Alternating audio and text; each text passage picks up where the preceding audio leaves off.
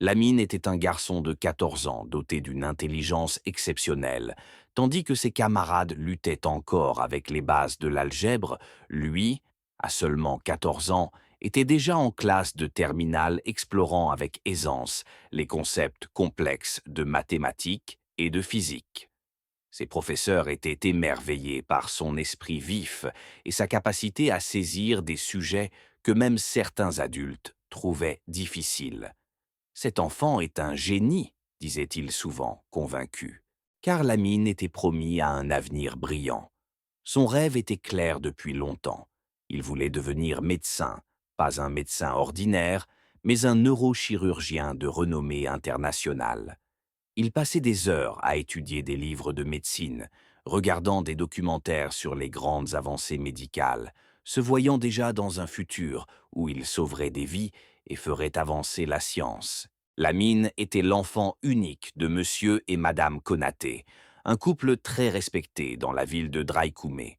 Son père, Monsieur Konaté, était un fonctionnaire du gouvernement connu pour son intégrité et son dévouement au service public, tandis que sa mère, Madame Konaté, dirigeait une entreprise prospère de textiles fournissant des vêtements et des tissus de qualité à toute la région. Ensemble, ils formaient une famille admirée de tous, une famille où l'éducation et les valeurs étaient primordiales. Les Konaté avaient toujours investi dans l'éducation de Lamine, convaincus que leur fils ferait de grandes choses. Ils avaient placé toutes leurs espérances en lui, et Lamine ressentait cette pression, mais il l'accueillait avec fierté. Il savait que ses parents comptaient sur lui et il était déterminé à ne pas les décevoir. Cependant, depuis qu'il était en classe de terminale, Lamine, autrefois modèle de sérieux et de rigueur, commença à changer. L'adolescent brillant qui passait autrefois son temps plongé dans les livres se mit à fréquenter des camarades qui n'étaient pas du même acabit que lui. Ces nouvelles amitiés, composées de jeunes souvent en conflit avec l'autorité, ne se préoccupaient guère des études. Ils préféraient les sorties tardives, les distractions futiles, et surtout, ils avaient une influence peu recommandable sur Lamine. Monsieur et Madame Konaté, bien qu'inquiets des nouvelles fréquentations de leur fils, tentèrent d'aborder le sujet avec lui à plusieurs reprises. Chaque fois, Lamine leur répondait avec assurance et une certaine nonchalance. Il leur expliquait que ses camarades, que ses parents trouvaient douteux, étaient en réalité des amis d'études. Selon lui, ils formaient un groupe de travail qui s'aidait mutuellement à s'améliorer dans les matières les plus complexes, en particulier en mathématiques. « Regardez, papa, maman, disait-il souvent avec une pointe de fierté, ce sont mes amis de classe. Ils ont du mal en mathématiques, et je les aide. On se réunit pour étudier ensemble pour qu'ils puissent améliorer leurs résultats. » Cependant, ce que ses parents ne savaient pas, c'est que ce groupe d'études n'était pas toujours aussi studieux que le prétendait Lamine.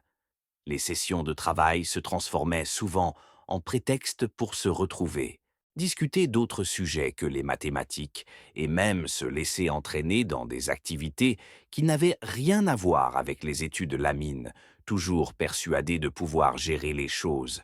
Se sentait maître de la situation, certain que son intelligence le mettrait à l'abri de tout problème. Un jour, alors qu'ils étaient tous réunis pour l'une de leurs habituelles sessions de groupe d'études, Amara, un des camarades de Lamine, prit la parole d'un ton moqueur, brisant le sérieux de la discussion. Il s'approcha de Lamine, un sourire en coin, et lança une remarque qui fit aussitôt réagir le groupe. « Je n'aime pas la façon dont tu te tiens éloigné des filles, Lamine. Tu es un garçon, bon sang, et tu devrais te comporter comme tel. Regarde-toi, tu es beau, intelligent, et tu as du style, mais tu n'es pas complet. Tu agis encore comme un bébé, un fils à maman. » Les autres se mirent à rire, certains acquiesçant, d'autres lançant des pics supplémentaires à Lamine. Le jeune prodige, jusqu'alors concentré sur ses livres, sentit le regard du groupe se tourner vers lui. Une pression sourde s'installa dans la pièce. Amara, grand et confiant, continua sans se soucier de la gêne qu'il provoquait chez Lamine. Sérieusement, mec, tu as tout pour toi, mais à quoi bon avoir autant d'atouts si tu ne sais même pas t'en servir? Les filles ne mordent pas, tu sais. Pourquoi te comporter comme si tu étais encore un gamin qui n'a jamais parlé à une fille de sa vie? Lamine, d'ordinaire à l'aise avec ses amis, se retrouva soudainement mal à l'aise, déstabilisé par ses paroles. Mais Lamine, toujours soucieux de son image et désireux de prouver qu'il n'était pas aussi naïf qu'Amara le sous-entendait, se redressa dans son siège, les yeux légèrement plissés, et répondit calmement, avec un brin de défi dans la voix. « Ce n'est pas parce que je ne parle pas de mes histoires avec les filles que je n'en ai pas. Je préfère juste me concentrer sur des choses plus importantes pour l'instant, comme mes études. Mais si tu veux vraiment savoir, je suis peut-être plus avancé que tu ne le penses. » Un silence tomba brièvement sur la pièce, alors que les autres garçons se regardaient, surpris par cette déclaration. Mais presque aussitôt, toute la salle éclata de rire, un rire franc, presque moqueur. Les rires résonnaient autour de Lamine, certains camarades se tenant le ventre, d'autres tapant des mains contre leurs genoux.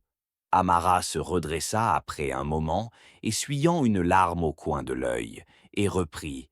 « Sérieusement, tu penses vraiment que tu peux nous faire croire ça? On te connaît, mon vieux, tu rougis juste à l'idée de parler à une fille. » Face à l'insistance d'Amara et au rire moqueur de ses camarades, Lamine sentit sa confiance vaciller. Il avait voulu impressionner ses amis, Mais maintenant, il se retrouvait face à la vérité qu'il avait tant essayé de cacher. Lamine prit une profonde inspiration, se redressa légèrement, et d'une voix plus basse et hésitante murmura « Vous avez raison, je ne sais pas comment m'y prendre. Nous fréquentons une école de garçons, je n'ai jamais passé 5 minutes à parler à une fille.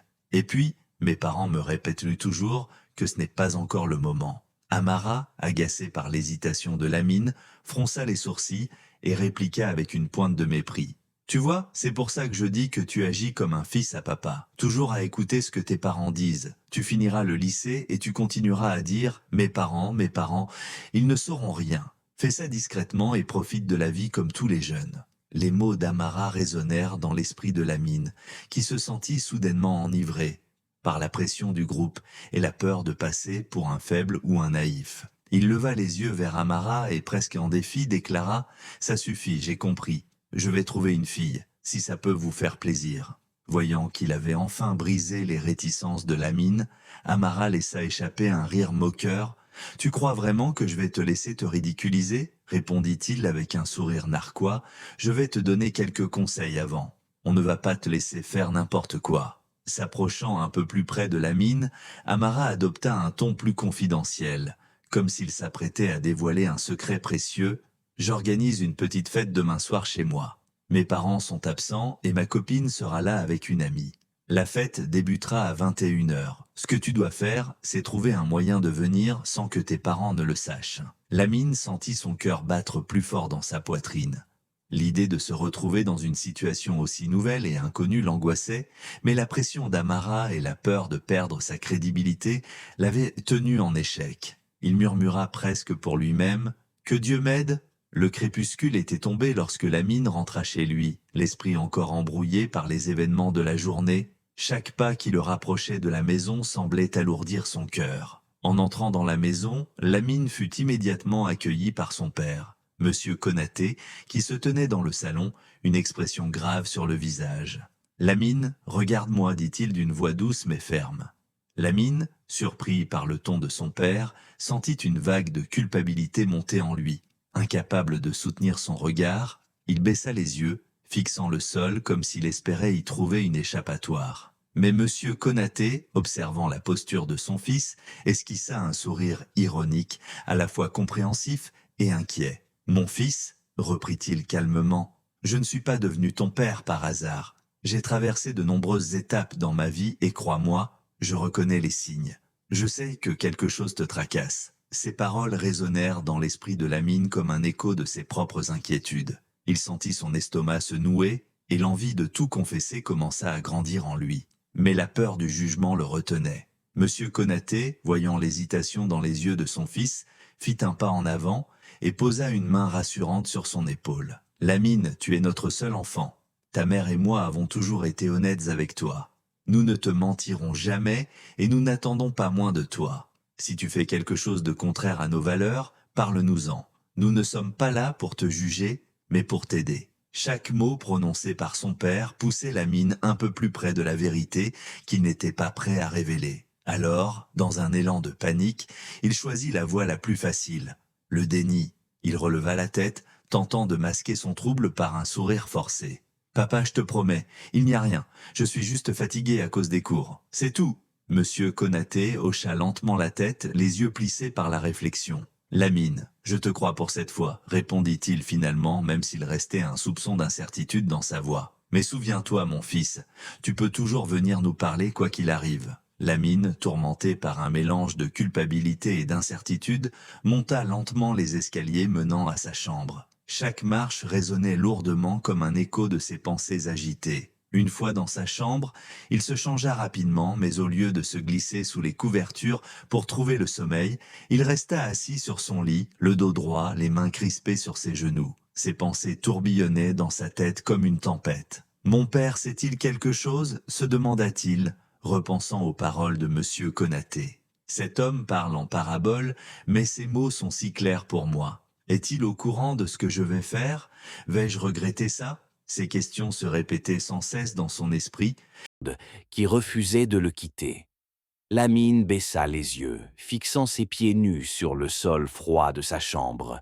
Il était partagé entre l'envie de prouver à Amara et aux autres qu'il n'était pas le garçon timide et obéissant qu'ils imaginaient, et la peur que son père ait raison. Ce que je vais faire demain prouvera que je ne suis plus un bébé, pensa-t-il avec une pointe de défi. Mais presque aussitôt, une nouvelle vague de doute le submergea. Ça pourrait aussi détruire mes rêves, murmura-t-il, sentant la gravité de ses propres paroles. Il hésita un instant, pesant les conséquences de ses actions futures. Mais la pression de son ami et le désir de prouver qu'il était aussi capable que les autres l'emportèrent sur la voie de la raison. Tant pis, je le ferai pour que Amara me laisse tranquille, et après, je promets de ne plus recommencer, se dit-il, cherchant à se convaincre que cette décision était la bonne. Après tout, rien n'était arrivé aux autres avec cette expérience. Avec cette pensée, Lamine se força à se glisser sous les couvertures, espérant que le sommeil viendrait rapidement lui apporter un peu de répit. Épuisé par le tumulte intérieur, il finit par sombrer dans un sommeil agité, ses rêves peuplés de doutes et de regrets non formulés. Le jour suivant, Lamine était une véritable boule de nerfs. Toute la journée, il se montra plus silencieux que d'habitude, l'esprit accaparé par l'idée de ce qu'il allait faire ce soir-là. Chaque son, chaque geste de ses parents semblait amplifié et il craignait à tout moment qu'il ne devine ses intentions. Plus la soirée avançait, plus son impatience grandissait, au point où il devait faire un effort surhumain pour ne pas trahir son excitation. Après le dîner, Lamine et son père s'étaient installés dans le salon pour regarder un documentaire, une habitude qu'ils avaient souvent. Lamine essayait de paraître détendu, mais son esprit était ailleurs. Ses pensées ne cessaient de revenir à la fête à laquelle il devait se rendre, une fête où il espérait enfin prouver à Amara et aux autres qu'il n'était pas le garçon timide et obéissant qu'ils imaginaient. Lorsque le documentaire toucha à sa fin, M. Konaté éteignit la télévision et se tourna vers son fils. « Lamine, il est temps d'aller te coucher, mon garçon. » Lamine, tentant de cacher son agitation, répondit avec un sourire forcé. « Oui, papa, bonne nuit. » Il se leva, embrassa sa mère sur la joue, puis monta à l'étage en direction de sa chambre, son cœur battant la chamade. Une fois dans sa chambre, Lamine ferma soigneusement la porte derrière lui et s'approcha de la fenêtre. Il jeta un coup d'œil à l'extérieur. La nuit était noire, silencieuse, et l'air frais s'infiltrait doucement par la fenêtre entr'ouverte. Lamine savait que ses parents ne viendraient pas vérifier s'il dormait, mais il préférait prendre toutes les précautions. Il attrapa une couverture épaisse et commença à la plier, la bourrant avec quelques oreillers pour créer une forme vaguement humaine. Il la déposa sous les draps, arrangeant le tout de manière à ce que cela ressemble à une silhouette endormie. Il jeta un dernier regard vers la porte, écoutant attentivement les bruits de la maison. Tout, tout était calme. Ses parents devaient déjà être endormis. Son plan se déroulait comme prévu. Reprenant son souffle, et comme prévu. Reprenant son souffle, il ouvrit lentement la fenêtre arrière de sa chambre, celle qui donnait sur le jardin. Il passa une jambe par-dessus le rebord, puis l'autre, avant de se laisser glisser silencieusement au sol. Le cœur battant, il referma doucement la fenêtre derrière lui, prenant soin de ne pas faire de bruit. Le jardin était plongé dans l'obscurité, les ombres des arbres se mêlant aux ténèbres de la nuit. Lamine se faufila discrètement entre les buissons, son cœur battant la chamade alors qu'il se dirigeait vers la rue. Lorsqu'il atteignit enfin le portail, il poussa un léger soupir de soulagement. Il l'avait fait. Il avait réussi à sortir sans que ses parents ne s'en aperçoivent. Sans se retourner, il s'engagea dans la rue, marchant rapidement vers la fête qui l'attendait, sans se douter que cette nuit serait peut-être plus lourde de conséquences qu'il ne l'avait imaginé. Le soir, là, il avait rencontré une jeune dame qui lui plaisait. Tout s'était passé rapidement, qu'il ne s'en revenait, même pas le pauvre. Il l'a fait enfin. Les jours qui suivirent furent un véritable cauchemar pour Lamine. Il était comme une ombre de lui-même, errant dans les couloirs de l'école sans vraiment y être. Son esprit était constamment envahi par les souvenirs de cette nuit, des images et des sensations qu'il ne parvenait pas à effacer. Le poids du regret et de la culpabilité l'accablait, transformant chaque moment de la journée en un combat contre ses propres pensées. Lamine évitait soigneusement Amara. Autrefois inséparables, ils étaient désormais des étrangers, l'un pour l'autre. Amara, insouciant et probablement inconscient du tourment intérieur de son ami, continuait sa vie comme si de rien n'était. Mais Lamine ne pouvait pas en faire autant. Chaque fois qu'il apercevait Amara, une vague de tristesse et de colère montait en lui. Comment pouvait-il se comporter comme si rien n'était arrivé? Comment pouvait-il ignorer la douleur qu'il avait contribué à causer? Chaque fois qu'il repensait à cette soirée, les larmes lui montaient aux yeux, inévitables et incontrôlables. Les mots de sa mère résonnaient dans sa tête, amplifiés par le regret qu'il ressentait maintenant. Tout plaisir de 5 minutes qui te mettra sous pression pour toute une vie n'en vaut pas la peine. Ces mots qu'il avait autrefois pris à la légère étaient désormais gravés dans son esprit comme un rappel cruel de son erreur. Il se parlait à lui-même, cherchant à comprendre pourquoi il n'avait pas écouté. Pourquoi n'ai-je pas écouté? Pourquoi ai-je été aussi têtu? Se répétait-il encore et encore. Ma mère avait raison, mes parents avaient raison. Lamine savait qu'il devait affronter la vérité. Ses parents l'avaient averti, et il n'avait pas voulu les entendre. Maintenant, il était prisonnier de sa propre douleur, une douleur qu'il avait lui-même choisie en ignorant les conseils de ceux qu'il aimait le plus. Un après-midi, alors qu'il franchissait le seuil de la maison, sa mère, Madame Konaté, ne put plus contenir son inquiétude. Elle l'attendait à la porte, son visage marqué par l'anxiété. Dès qu'il entra, elle l'accueillit avec une rafale de questions. « Qu'est-ce qui s'est passé, mon fils? N'as-tu pas bien écrit ton script? Que s'est-il passé ?» Chaque question de sa mère était comme une flèche qui transperçait son cœur. Lamine baissa les yeux, incapable de soutenir son regard, et sentit ses larmes monter à nouveau. Monsieur Konaté, son père, les rejoignit. Son visage était grave, attendant que son fils parle. Lamine, en proie à une lutte intérieure, chercha désespérément les mots. Il savait qu'il ne pourrait plus les esquiver, qu'il devait enfin affronter la vérité.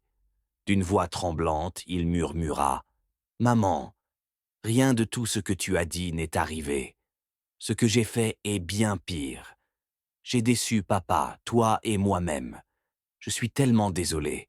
J'étais sourd à tous vos avertissements, et maintenant je comprends. Je comprends que tout ce que vous m'avez dit, c'était pour notre bien. » Ses parents échangèrent un regard perplexe. Ils comprenaient que leur fils souffrait, mais ses paroles restaient énigmatiques. Son père posa une main réconfortante sur son épaule et dit doucement « Peu importe la gravité de ce que tu as fait, nous te promettons d'être indulgents. Nous sommes ici pour t'aider, pas pour te juger. » Encouragé par les mots rassurants de son père, Lamine prit une profonde inspiration. C'était le moment. Il devait tout avouer, même si cela le terrifiait. D'une voix faible mais déterminée, il commença à raconter ce qui s'était passé ce soir-là. Je suis sorti en cachette pour aller à l'anniversaire d'Amara. Je savais que je ne devais pas, mais la pression était trop forte. Ils avaient organisé une fête, et il y avait cette femme. Elle avait 8 ans de plus que moi. À ces mots, sa mère eut un sursaut. Ses yeux s'élargirent d'horreur. « L'as-tu fait » demanda-t-elle immédiatement, la voix chargée de panique. Lamine baissa la tête, se sentant coupable et honteux. « Calme-toi, maman, » répondit-il doucement, tentant de tempérer sa réaction.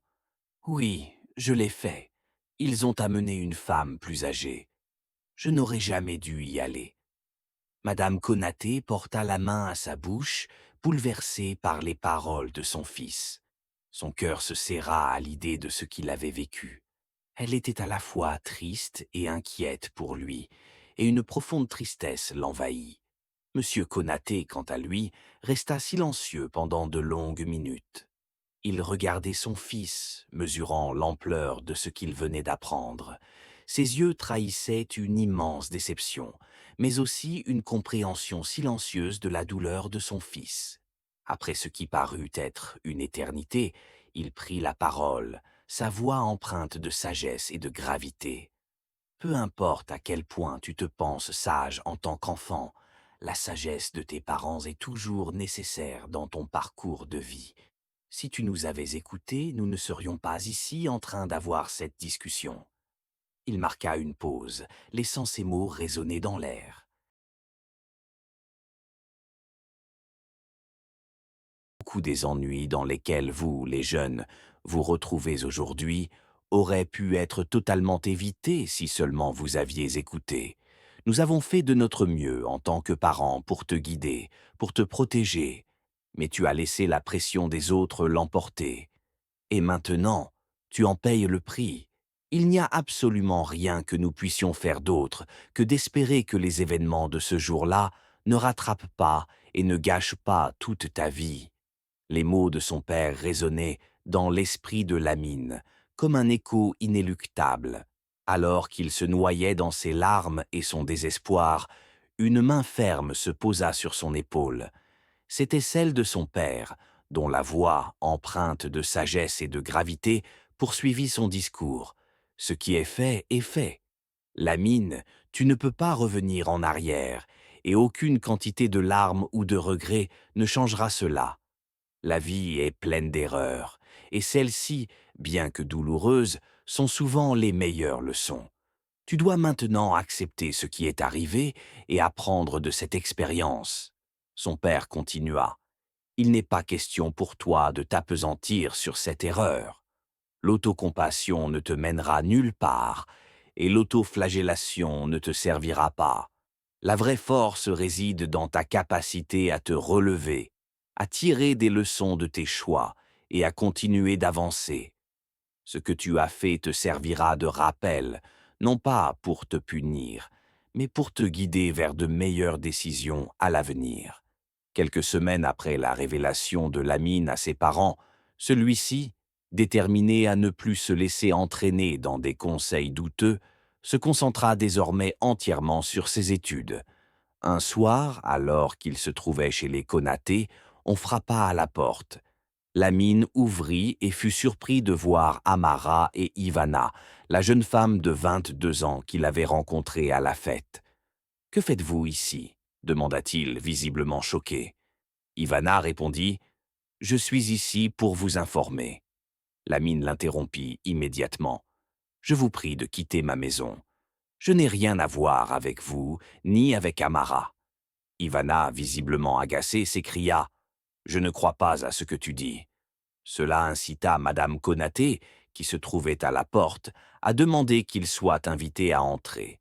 Ivana entra donc, salua les présents et se présenta, annonçant à Madame Konaté qu'elle était enceinte d'Amara.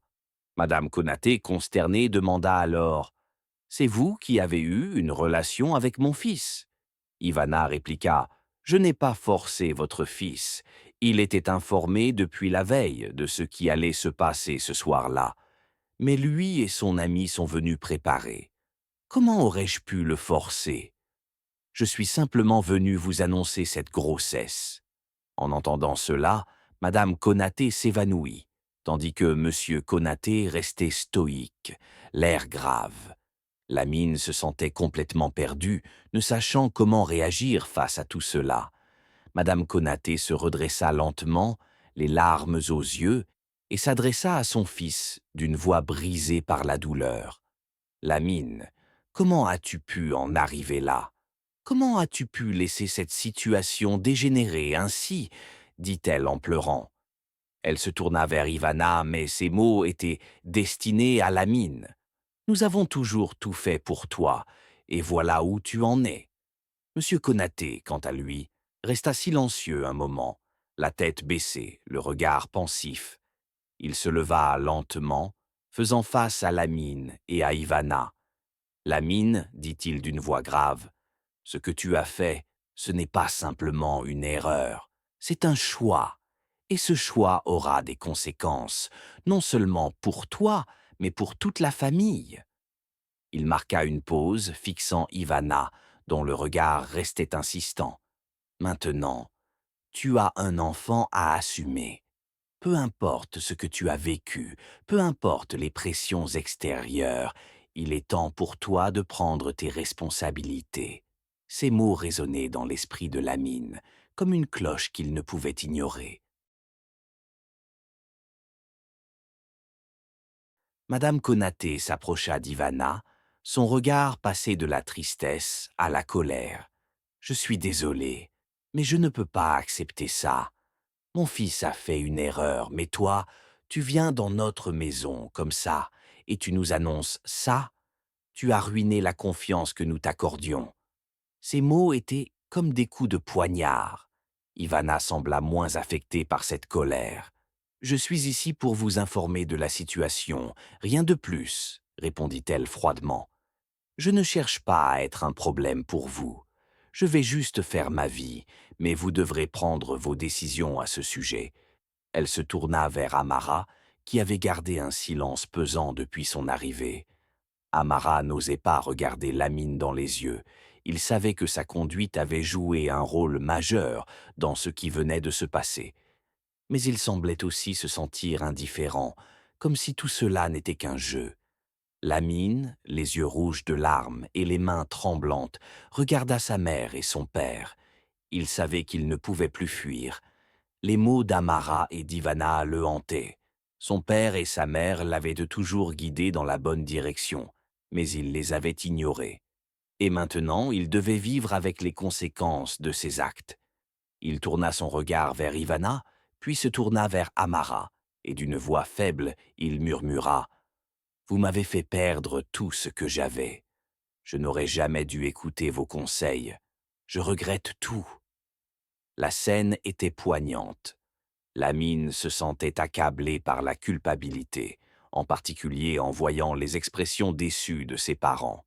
Il n'avait jamais imaginé que son avenir se briserait aussi rapidement, que son rêve de devenir médecin serait menacé par une simple décision impulsive. Monsieur Konaté, après un silence pesant, se tourna vers Lamine et dit d'une voix ferme: Lamine, tu as fait une erreur, mais tout n'est pas perdu. Ce que tu fais maintenant et ce que tu décideras de faire dans les semaines et mois à venir déterminera ton avenir. Si tu veux vraiment devenir médecin, il est encore temps, mais ce sera plus difficile maintenant. Madame Konaté, elle, ne pouvait s'empêcher de pleurer, secouée par la douleur et la déception. Elle se leva, s'éloignant des autres, et se réfugia dans une autre pièce, laissant Lamine seule avec son père. Lamine se rendit compte que tout ce qu'il avait pris pour acquis n'était plus aussi solide qu'il l'avait cru. Le lendemain matin, Lamine se leva tard. Il se sentait épuisé, accablé par le poids des révélations et la lourdeur des conséquences de ses actes. Il se rendit à l'école, mais son esprit était ailleurs. Ses pensées étaient constamment tournées vers sa famille, ses parents et l'avenir incertain qui l'attendait. Alors qu'il marchait dans la cour de l'école, il aperçut Amara et quelques autres camarades. Ceux-ci le regardèrent d'un air amusé, comme s'ils ne comprenaient pas pourquoi il avait l'air si perturbé. Amara s'approche de Lamine avec un sourire moqueur. « Alors, le petit Lamine est tout chamboulé maintenant ? T'as vu ce que ça a donné de vouloir jouer avec les filles et les fêtes ?» dit-il, sans se rendre compte de la profondeur de la souffrance que Lamine traversait. Lamine ne répondit pas. Il n'avait plus la force de se défendre ou de réagir à ses provocations. Il savait qu'il ne pouvait plus revenir en arrière. Les paroles de son père, sa mère et ses amis résonnaient dans son esprit. Au fond, Lamine savait qu'il devait se relever, recommencer et reprendre le contrôle de son destin, peu importe à quel point la route serait difficile. Quelques semaines plus tard, après plusieurs conversations profondes avec ses parents et de longues nuits passées à réfléchir, Lamine commença à prendre ses responsabilités. Il s'inscrivit à un programme de mentorat, cherchant à retrouver la discipline qu'il avait perdue. Ses parents, bien que déçus, étaient toujours prêts à le soutenir. Ils savaient que son potentiel n'était pas perdu. Un mois plus tard, Lamine reçut les résultats de ses examens. Malgré tout ce qui s'était passé, il réussit brillamment, confirmant à ses parents qu'il était déterminé à ne pas laisser cette erreur définir son avenir. Il savait qu'il avait encore beaucoup de chemin à parcourir, mais il était prêt à tout pour réaliser son rêve. Et ainsi, au fil des mois, Lamine se concentra sur ses études et son avenir, repoussant les distractions et les mauvaises influences. Il se souvenait des mots de son père: « La vraie force réside dans ta capacité à te relever. » Chaque jour, il avançait, apprenant de ses erreurs et se rapprochant de son rêve de devenir neurochirurgien. La leçon à tirer de cette histoire est que les choix que nous faisons aujourd'hui peuvent avoir des conséquences durables sur notre avenir. Lamine, malgré ses erreurs, a pris la décision de se repentir et de se concentrer sur ses études, ce qui lui a permis de réaliser ses rêves et de rendre ses parents fiers. En revanche, Ivana et Amara ont choisi des chemins destructeurs qui ont conduit à des vies remplies de regrets et de désespoir. Cette histoire nous rappelle l'importance de prendre des décisions réfléchies et responsables, car elles façonnent notre avenir et celui de ceux qui nous entourent.